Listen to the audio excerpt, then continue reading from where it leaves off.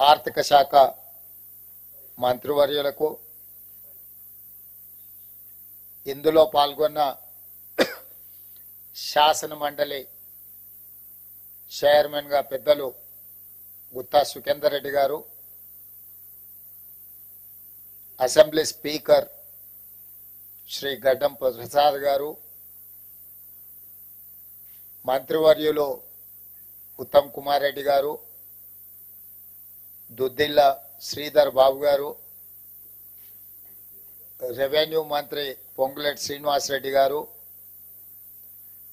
Transport minister Ponnam Prabhakar గారు, ప్రభుత్వ ప్రత్యేక సలహాదారు, ఉమ్మడి రాష్ట్ర పిసిసి అధ్యక్షులుగా పనిచేసి ఆనాడు మన్మోహన్ సింగ్ గారు రైతు రుణమాఫీ చేసినప్పుడు క్రియాశీలక పాత్ర పోషించిన కె కేశవరావు గారు, చీఫ్ సెక్రటరీ గారు, ఫైనాన్స్ స్పెషల్ చీఫ్ సెక్రటరీ గారు, వ్యవసాయ శాఖ అధికారులు, బ్యాంకులకు సంబంధించిన అధికారులు, వివిధ ప్రాంతాల నుంచి వచ్చిన రైతులు, దాదాపుగా 577 రైతు వేదికల దగ్గర ఈ కార్యక్రమంలో పాల్గొనడానికి విచ్చేసిన వేలాది మంది తెలంగాణ రైతులకు మనస్ఫూర్తిగా కాంగ్రెస్ పార్టీ పక్షాన, తెలంగాణ ప్రభుత్వం పక్షాన కృతజ్ఞతలు తెలియజేస్తున్నా. ఇంత అద్భుతమైన గొప్ప కార్యక్రమంలో పాల్గొని దేశానికే ఆదర్శంగా నిలబడే అవకాశం తెలంగాణ ప్రజలు మాకు ఇవ్వడం జరిగింది. మా అధికారులు, మా మంత్రివర్గ సహచరుల యొక్క సంపూర్ణ సహకారంతో ఇచ్చిన మాట నిలబెట్టుకునే విధంగా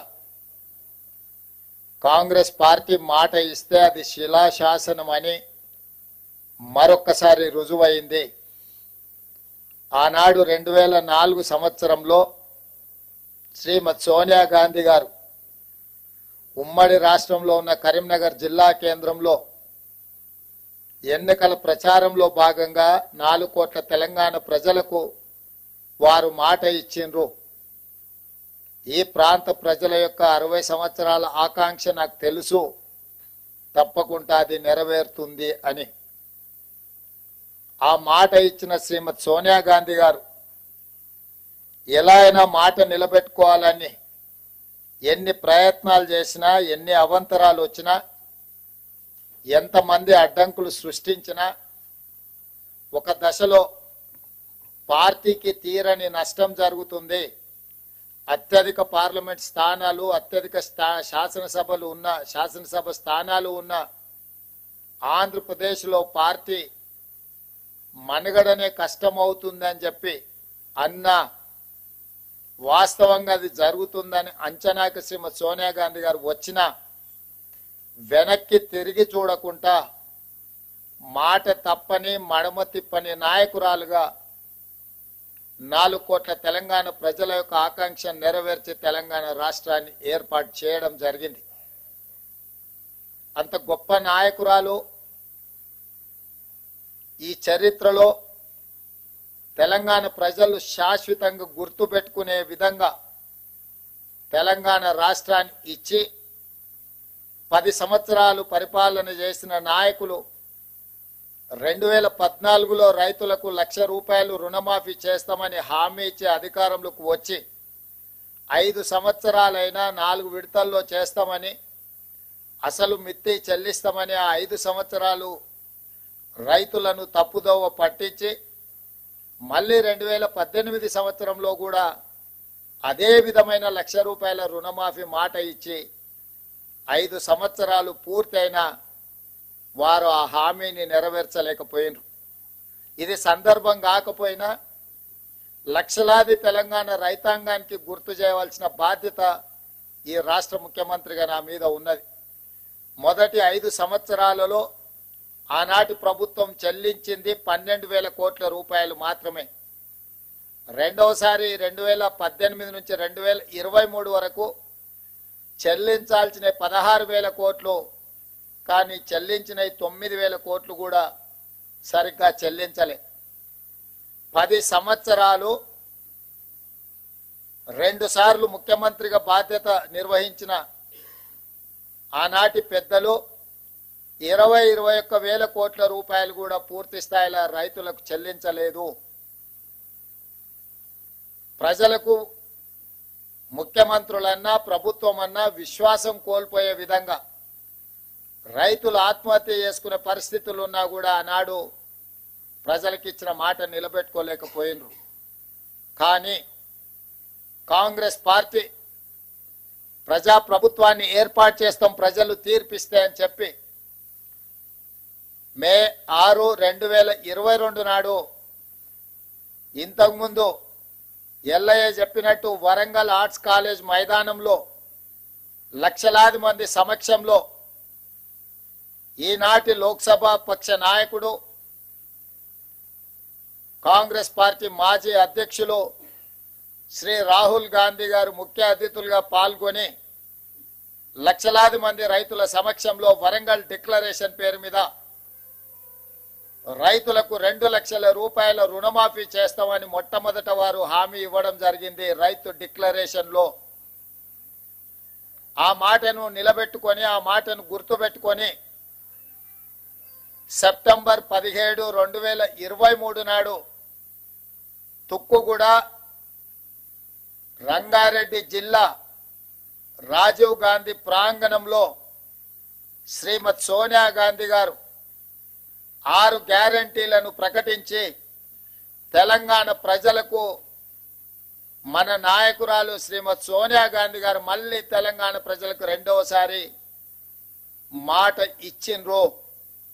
వారు స్పష్టంగా చెప్పినారు, తెలంగాణ ఏ విధంగా అయితే మాట ఇచ్చి తెలంగాణ రాష్ట్రం ఇచ్చినమో అదే విధంగా సెప్టెంబర్ 17, 2023 నాడు రాజీవ్ గాంధీ ప్రాంగణం తుక్కుగూడ రంగారెడ్డి జిల్లా నడిగడ్డన నిలబడి 4 కోట్ల తెలంగాణ ప్రజలకు లక్షలాది మంది తెలంగాణ రైతులకు నేను మాట ఇస్తున్నా, మీరు ప్రజా ప్రభుత్వాన్ని ఏర్పాటు చేయండి, తప్పకుండా మీకు 2 లక్షల రూపాయల రుణమాఫీ చేస్తా అని శ్రీమతి సోనియా గాంధీ గారు మాట ఇచ్చిండ్రు.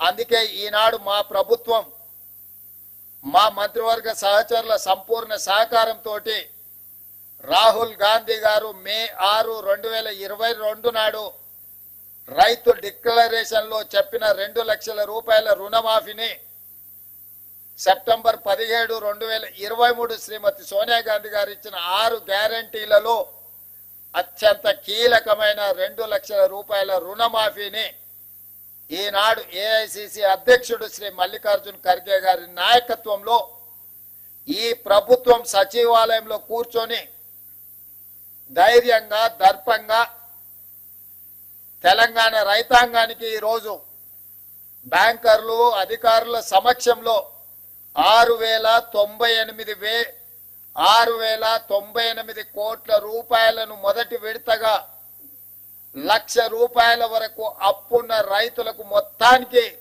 ఈ రోజు మీ ఖాతాలో జమ చేసి రైతు రుణ విముక్తి కలిగించి మీరు ఎలాంటి అప్పులు బ్యాంకులో ఉండకుండా మీ పాస్ పుస్తకాలు మీకు వచ్చే విధంగా ఈ రోజు కార్యక్రమాన్ని చేపట్టడం జరిగింది. సంపూర్ణంగా ఇది పూర్తి కావడానికి సహకరించిన మా అధికారులకు, మా సహచర మంత్రివర్గ సభ్యులకు తెలంగాణ రాష్ట్ర రైతాంగం తరఫున నేను కృతజ్ఞతలు తెలియజేస్తున్నా. ప్రజాప్రతినిధిగా ఒక జిల్లా పరిషత్ మెంబర్గా ప్రస్థానం మొదలుపెట్టిన నేను జిల్లా పరిషత్ చూసిన, శాసన మండలి ఎమ్మెల్సీగా పనిచేసిన, శాసన సభ్యుడిగా అసెంబ్లీలో పనిచేసిన, పార్లమెంట్ సభ్యుడిగా లోక్సభలో రాహుల్ గాంధీ గారు సోనియా గాంధీ గారితో కలిసి పనిచేసిన ఈ 16 సంవత్సరాల సుదీర్ఘమైన రాజకీయ ప్రయాణంలో నా జీవితంలో మరుపురాని రోజు ఈ రోజు మీ సమక్షంలో ఉండి లక్షలాది మంది రైతులకు 2 లక్షల రూపాయల రుణమాఫీ చేసే భాగ్యము, గొప్ప అవకాశము నాకు కలిగింది. మీకు మనస్ఫూర్తిగా ఈ అవకాశం అందించినందుకు ధన్యవాదాలు తెలియజేస్తున్నా. ఇవాళ ఇందులో 12/12/2018 అంటే చంద్రశేఖరరావు గారు ఏ రోజైతే కట్ ఆఫ్ డేట్ పెట్టి 11/12/2018కి లాస్ట్ రుణమాఫీ చేస్తా అని చెప్పిండో ఆ తెల్లారి నుంచే ఏ ఒక్క రోజు కూడా వృధా చేయకుండా 12/12/2018 నుంచి మొదలు పెడితే 9/12/2023 సంపూర్ణంగా 5 సంవత్సరాలు కేసీఆర్ పరిపాలించిన సమయంలో రైతులు చేసిన అప్పును 2 లక్షల రూపాయల వరకు ఉన్న అప్పును మొత్తాన్ని చెల్లించాలి అని ఈ రోజు మా ప్రభుత్వం నిర్ణయం తీసుకొని డిసెంబర్ 9, 2023 కట్ ఆఫ్ డేట్ పెట్టుకున్నాము. డిసెంబర్ 9కు ఉన్న ప్రత్యేకత మీకు అందరికీ తెలుసు. తెలంగాణ రాష్ట్ర ఏర్పాటు ప్రక్రియను ప్రారంభించిన రోజు డిసెంబర్ 9. అదే విధంగా మన తెలంగాణ రాష్ట్ర కళ సాకారం చేసిన శ్రీమతి సోనియా గాంధీ గారి జన్మదినం కూడా డిసెంబర్ 9. అందుకే డిసెంబర్ 9 మనందరికీ ఒక పండగ, మనందరికీ ఒక శుభకార్యం జరుపుకునే సందర్భము, మనందరం కూడా సంతోషాన్ని కలిసి పంచుకునే సందర్భం. అందుకే 3 తారీఖు నాడు ఫలితాలు వచ్చిన డిసెంబర్ 7 తారీఖు నాడు మేము అధికారికంగా ప్రమాణ స్వీకారం చేసిన డిసెంబర్ 9నే మనము కొలబద్దగా పెట్టుకొని రైతు రుణమాఫీ ఆ తారీఖు వరకు చెయ్యాలన్న ఆలోచనతోటి ఈ రోజు ఈ ప్రభుత్వం ముందుకు వచ్చింది. ఇంత మంచి కార్యక్రమం అద్భుతంగా ఏ సమస్య లేకుండా ఏ అవాంతరాలు రాకుండా ఈ కార్యక్రమాన్ని పూర్తి చేసే ఒక సంకల్పంతో ఈ రోజు ముందుకు వస్తున్నాము. ఇది మొదటి విడత మాత్రమే. 1,00,000 వరకు మొదటి విడతలో 100% లక్ష లోపల ఉన్న రైతులకు 100% రుణ విముక్తి కలిగించినము. 0 నుంచి 1,00,000 రూపాయల వరకు ఉన్న ప్రతి రైతుకు ఈ రోజు రుణ విముక్తి జరుగుతుంది. రెండవ విడత 0 నుంచి 1,50,000 వరకు ఉన్న లక్షలాది మంది రైతులకు రెండవ విడత 100% రుణమాఫీ చేస్తాము. మూడవ విడత 0 నుంచి 2 లక్షల వరకు ఉన్న రైతులకు 100% రుణ విముక్తి చేస్తాము. 3 విడతలలో 31,000 కోట్ల రూపాయలు ఆగస్టు నెల పూర్తి కాకముందే మీ ఖాతాలలో నగదు చేసి ఎలాంటి నిబంధనలు లేకుండా కొంతమంది రైతు రుణమాఫీకి రేషన్ కార్డు కావాలని అడుగుతుంది ప్రభుత్వాన్ని అపోహలు సృష్టిస్తున్నారు. లక్షలాది మంది రైతులు రైతు వేదికలలో ఎక్కడైతే హాజరైనరో రేషన్ కార్డు కుటుంబాన్ని గుర్తించడానికి మాత్రమే, రైతు రుణమాఫీ చేయడానికి రేషన్ కార్డు ప్రాతిపదిక కాదు. రైతు రుణమాఫీ చేయడానికి ప్రాతిపదిక మీకు భూమి ఉండాలి, భూమికి పాస్బుక్ ఉండాలి. పాస్బుక్ బ్యాంకులో పెట్టి మీరు రుణం తెచ్చుకుంటే, రైతు రుణం తెచ్చుకుంటే ఆ రుణాన్ని మాఫీ చేస్తాము. రుణమాఫీకి కొలబద్ద పాస్ పుస్తకమే తప్ప రేషన్ కార్డు కాదు. గ్రామాలలో ఉన్న మీ మిగతా రైతులందరూ కూడా కొంతమంది దొంగలు ఏదైనా దొంగ మాటలు చెప్తే నమ్మొద్దు అని చెప్పి స్పష్టంగా వాళ్ళకు ఒక అవగాహన కల్పించండి. ప్రతి రైతుకు ఉన్న అప్పును మాఫీ చేయడానికి అవసరమైన అన్ని చర్యలు చేపడుతున్నాము. ఏదైనా సాంకేతిక లోపం వస్తే మీ సంబంధిత బ్యాంకు అధికారి దగ్గరికి వెళ్ళండి, వాళ్ళు సంపూర్ణంగా సహకరిస్తారు. ఈ రోజు అధికారులు కూడా ఈ సమావేశంలో ఉన్నారు. వాళ్ళందరికీ కూడా మేము విజ్ఞప్తి చేస్తున్నాము. విద్య పూర్తిగా రాని వాళ్ళు, సాంకేతిక నైపుణ్యం లేని రైతులు ఏదైనా చిన్న చిన్న తప్పిదాల వల్ల మీ కంప్యూటరీకరణలో ఏదైనా సమస్య వస్తే రైతులను కూర్చోబెట్టి ఆ రైతులకు ఒక అవగాహన కల్పించి ఆ రైతులకు రుణమాఫీ ఏ విధంగా పూర్తి చేయాలనో వాళ్ళకు అవగాహన కల్పించండి అని చెప్పి మేము బ్యాంక్ అధికారులను విజ్ఞప్తి చేయడం జరిగింది. వాళ్ళు ఒప్పుకున్నారు. వాళ్ళకు కూడా మనస్ఫూర్తిగా కృతజ్ఞతలు.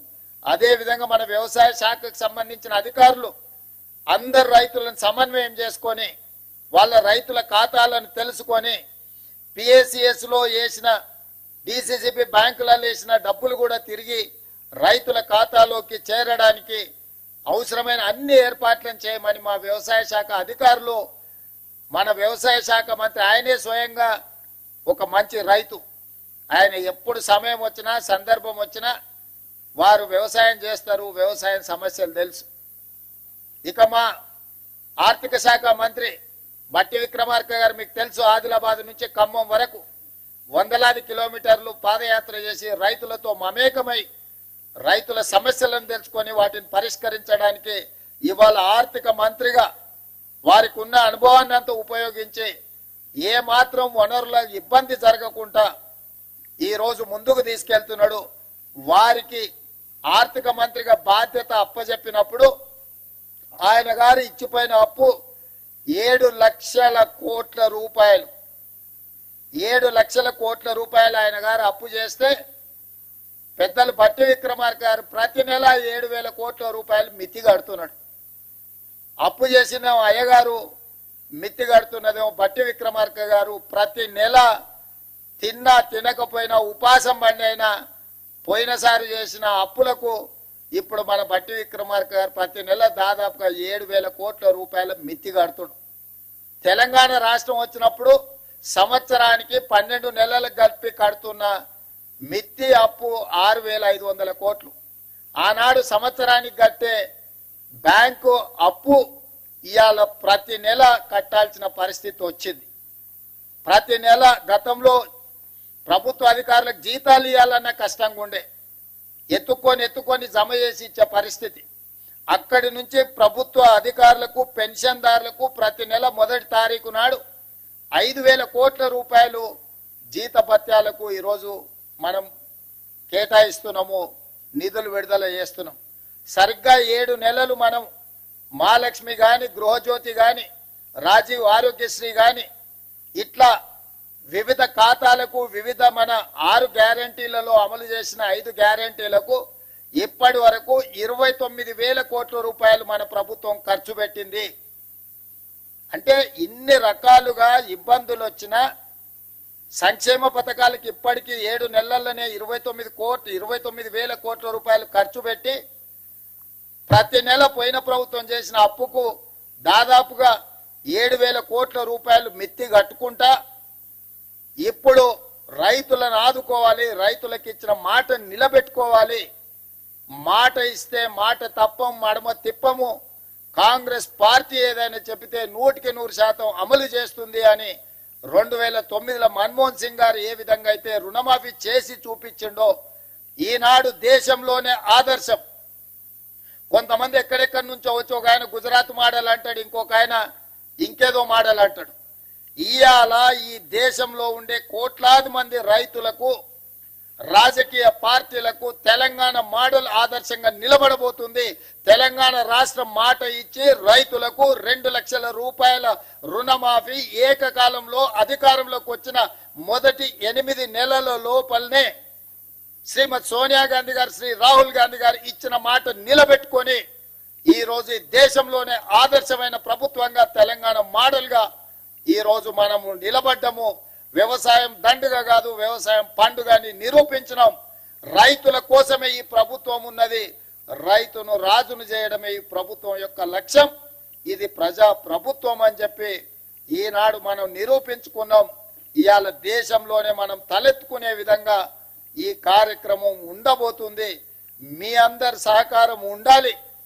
ఆనాడు సవాళ్లు విసిరిన వాళ్ళకి నా విజ్ఞప్తి ఒక్కటే, మిమ్మల్ని రాజీనామా చేయమని మేము అడగం, ఎందుకంటే మీరు ఎట్లాగూ పారిపోతారు మాకు తెలుసు. కాకపోతే ఇప్పటికైనా కాంగ్రెస్ మాట ఇస్తే మాట నిలబెట్టుకుంటుంది.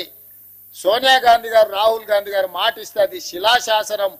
ఆ మాట తప్పరు. రాజకీయ ప్రయోజనాల కోసం గాంధీ కుటుంబం మాట ఇవ్వదన్న సంగతిని మీరు గుర్తు పెట్టుకోవాలి. మీలాంటి మాటలు గాంధీ కుటుంబం ఇవ్వదు.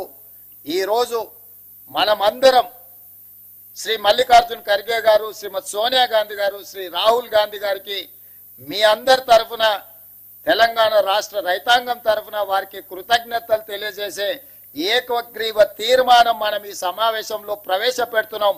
అందరు ఈ రైతు వేదికల దగ్గర ఉన్న వేలాది మంది రైతులు అందరూ కూడా పెద్ద ఎత్తున చప్పట్లతో వారికి అభినందనలు తెలియజేస్తూ, కృతజ్ఞతలు తెలియజేస్తూ తీర్మానం ప్రవేశపెడుతున్నాం.